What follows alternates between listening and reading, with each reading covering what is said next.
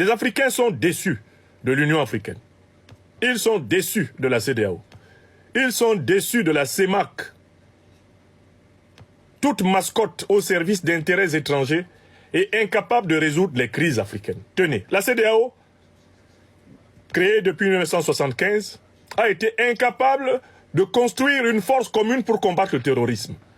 Mais elle a tenté plusieurs fois ces dernières années d'assassiner certains pays d'Afrique de l'Ouest pour faire plaisir au néocolonialisme français et à l'impérialisme occidental. Incapable de combattre le terrorisme qui menace toute la sous-région, la CEDEAO a tenté plusieurs fois d'écraser certains pays. Dans cet océan de tristesse et de misère, dans cet océan de déception infinie et de désaveu, de désespoir des Africains concernant leurs organisations régionales et continentales, a émergé une espérance. Lorsque le 16 septembre 2023, le Mali, le Burkina Faso et le Niger ont créé l'Alliance des États du Sahel. Les Africains se sont tournés vers l'Alliance des États du Sahel pour voir enfin quelque chose d'autre, de radicalement autre qui commençait. Et quels sont les piliers de l'Alliance des États du Sahel? Le Mali, le Burkina Faso et le Niger se sont rassemblés dans cette alliance avec pour objectif la défense de la souveraineté.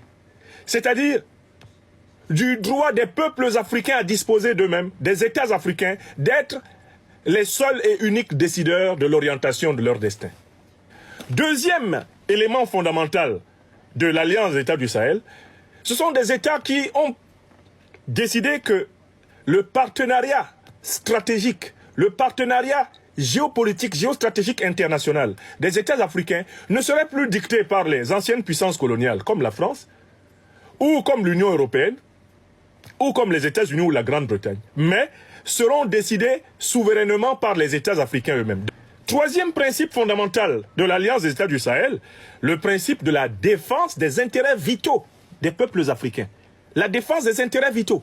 C'est-à-dire que l'AES part du principe que dans toutes les situations qui vont se présenter, les intérêts vitaux des peuples maliens, burkinabés et nigériens sont prioritaires dans les choix du gouvernement. Le gouvernement n'a pas le droit de choisir quelque chose qui sacrifie les intérêts de son peuple. Alors, une fois qu'on a fait ce rappel du contexte, on peut examiner sérieusement la question: tout pays africain peut-il adhérer à l'AES? Dans un premier moment, moi je dirais, on serait tenté de dire que tout pays,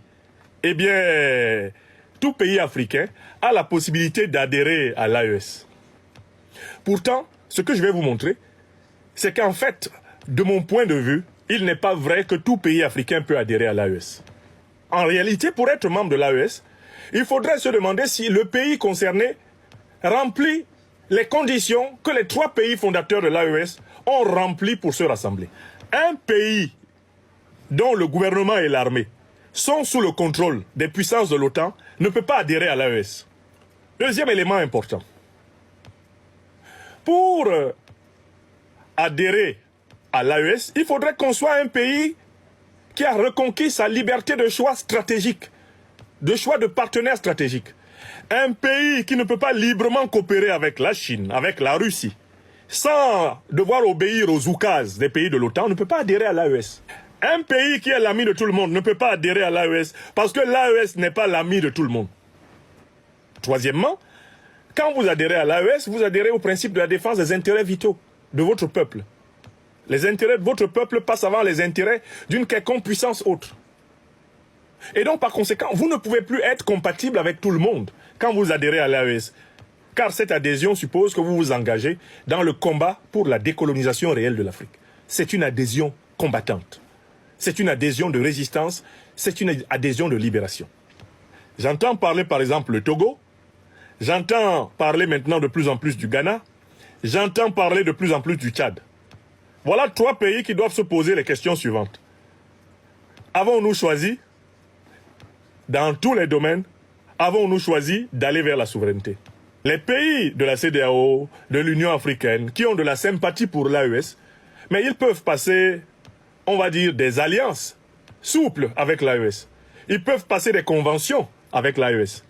Ils ne sont pas obligés d'adhérer. Ces pays ne remplissant pas encore les 3 critères de convergence fondamentaux qui sont à l'origine de la création de l'AES, ils ne peuvent pour le moment qu'avoir un partenariat privilégié avec l'AES. Mais ils ne peuvent pas encore adhérer.